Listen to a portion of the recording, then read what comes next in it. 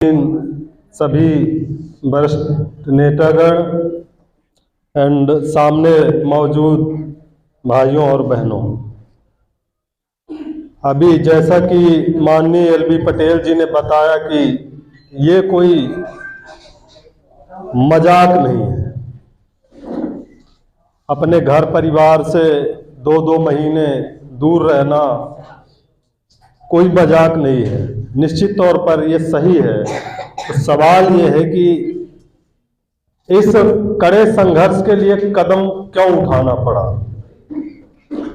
जैसा कि आज आप सब लोग देख रहे हैं, पिछले जब से इस देश से ब्रिटिश गए और यहाँ तथाकथित स्वराज कायम हुआ, तब से लेके आज तक 75 वर्ष बीत चुके हैं। और इन 75 वर्षों में जितनी दुर्दशा बहुजन द्रविड़ समाज की अंग्रेजों के टाइम में नहीं हुई, जितनी दुर्दशा मुगलों के शासनकाल में नहीं हुई, उससे कहीं अधिक दुर्दशा इस तथाकथित स्वराज में, इस तथाकथित लोकतंत्र में हो रही है। आज ना तो हमारे समाज का बुद्धिजीवी वर्ग सुरक्षित है, ना तो हमारे समाज का कर्मचारी वर्ग सुरक्षित है, और ना ही हमारे समाज का आम जनमानस सुरक्षित है। सरकारी और प्रशासनिक, यहाँ तक कि न्यायिक आधार पे भी अन्याय अत्याचार होता है, और ये आज से नहीं, पिछले 75 वर्षों से लगातार हो रहा है। इन पिछले 75 वर्षों में देश और प्रदेश में भाजपा की सरकार भी हमने देखी, कांग्रेस की सरकार भी देखी, और भी जो ब्राह्मणवादी पार्टियां हैं वो भी देश और प्रदेशों में शासन में रही, लेकिन घूम फिर के हमारी स्थिति वही की वही है। अभी कल हम लोग मध्य प्रदेश में थे, एक गांव था शिवपुरा, वहां लोगों के रहने के लिए आज तक एक झोपड़ी भी ढंग की नहीं है। ये स्थिति है हमारे लोगों की। तो अब सवाल ये है कि ये जो ब्राह्मणवादी ताकतें हैं, ये जो मनुवादी ताकतें हैं, वो अपने एजेंडे पे काम कर रही हैं। जो उनके बाप दादा कहते हैं, जो उनके धर्म ग्रंथ कहते हैं, वो कर रहे हैं। यहां मुख्य सवाल यह है कि हम क्या कर रहे हैं, हमारे नेता क्या कर रहे हैं, हमारे महापुरुषों ने हमें क्या संदेश दिया है। तो अगर हम सदगुरु रविदास महाराज की बात करें तो 600 वर्ष पूर्व उन्होंने बेगमपुरा शहर की संकल्पना की थी, बेगमपुरा विचारधारा की बात की थी, और उस बेगमपुरा के अंदर जो संकल्पना है बेगमपुरा, उसका मतलब है देश में जाति मुक्त समाज, वर्ग विहीन समाज, सबको शिक्षा, सबको रोजगार, कर मुक्त समाज, अन्याय अत्याचार और भय से, आतंक से मुक्त समाज। ये जो एक विस्तृत दृष्टिकोण है वो सदगुरु रविदास महाराज के इस बेगमपुरा विचार में समाहित है। तो अगर हम सदगुरु रविदास महाराज के बाद की पीढ़ी को देखें तो हमारे जितने भी संत गुरु महापुरुष रहे हैं, उन सभी ने इसी रास्ते को चुना है। उन सभी का मतलब यही है कि हमारे समाज को सामाजिक, आर्थिक और राजनीतिक मुक्ति मिले।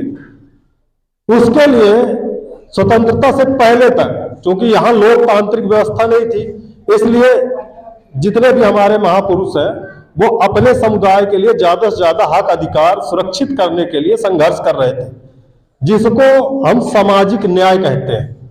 लेकिन जैसे ही देश स्वतंत्र हुआ और स्वतंत्रता के बाद इस देश में लोकतंत्र स्थापित हुआ, तो हमें एक तंत्र मिला जिसको हम लोकतंत्र कहते हैं, और उस लोकतंत्र में हमें वोट का अधिकार मिला, और उस वोट के अधिकार से हम अपना भविष्य खुद तय करने के लिए सक्षम हो गए, अगर हम ईमानदारी पूर्वक अपने वोट का इस्तेमाल करें तो।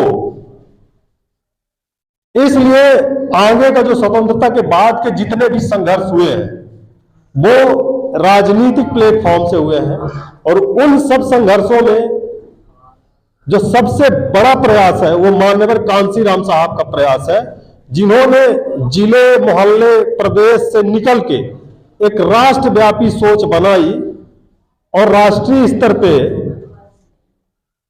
इस बहुजन मूवमेंट, सामाजिक आर्थिक उत्थान, जो बहुजन समाज है उसके सामाजिक आर्थिक उत्थान की बात को लेकर उन्होंने संघर्ष शुरू किया। और आप सब उत्तर प्रदेश के लोग हैं, आप सबको पता है ये वो प्रदेश है, ये वो धरती है जहां सम्राट अशोक के बाद से करीब 2200-2300 वर्ष बाद से बहुजन समाज की अपने बल पे सरकार बनी इस उत्तर प्रदेश में।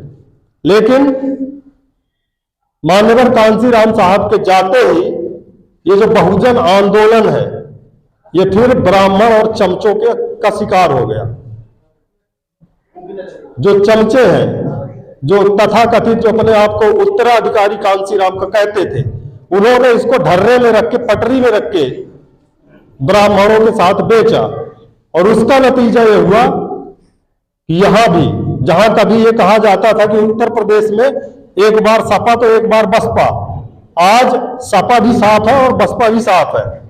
जो ब्राह्मणवाद की घोर मनवादी पार्टी है भाजपा, आज वो पूरी तरीके से कायम है। और ये हमारे समाज के जो दलाल और चमचे नेता हैं उनकी नालायकी की वजह से ये हुआ। ये ताली बजाने की बात नहीं, ये दुख की बात है। ये कुछ अच्छा नहीं हुआ है, ये हमारे समाज के लिए और 50 साल गड्ढे में पहुंचाने वाली बात हुई है। हम लोगों ने ये तय किया कि इस समस्या से, समस्याएं तो बहुत सारी है, 75 वर्षों से हम लोग समस्या ही गिना रहे हैं, समाधान क्या है। तो हम लोगों ने ये तय किया कि ये जो संकल्पना है सदगुरु रविदास महाराज की, इसमें सारी समस्याओं का समाधान समाहित है। और ये देसी संकल्पना है, किसी कम्युनिस्ट, मार्क्सिज्म और मार्क्सवाद या आर्यों के मनवाद की तरह ये कोई विदेशी विचार नहीं है। इस देश में पैदा हुए गरीब से गरीब व्यक्ति के घर में पैदा हुए व्यक्ति का विचार है बेगमपुरा संकल्पना। और ये विचार इस देश की जो सामाजिक राजनीतिक परिस्थिति है उसको सोच समझ के दिया गया विचार है। इसलिए अगर इस विचार पे काम होता है तो निश्चित तौर पे हमारे समाजों को कुछ सहूलियतें मिलेंगी, एक सामाजिक परिवर्तन होगा। तो इस सोच को लेके 20 जनवरी 2023 को बिहार एक जगह है तख्त श्री पटना साहिब, जहां तख्त श्री पटना साहिब जहां गुरु गोविंद सिंह जी का जन्म स्थान है, वहां से 20 जनवरी को ये यात्रा शुरू हुई। और बिहार से झारखंड, बंगाल, उड़ीसा, छत्तीसगढ़, आंध्र प्रदेश, तेलंगाना, तमिलनाडु, पांडुचेरी, केरल, कर्नाटका, गोवा, गुजरात, मध्य प्रदेश होते हुए कल हम लोग आपके इस प्रदेश, उत्तर प्रदेश में इंटर किए हैं। अभी 2-3 दिन 4 दिन हम उत्तर प्रदेश के अलग अलग जिलों में अपने इस विचार को, महापुरुषों के इस विचार को प्रसारित करते हुए आगे हम राजस्थान, दिल्ली, फिर उत्तराखंड, हरियाणा होते हुए हम जम्मू तक जाएंगे। और जम्मू से वापस आके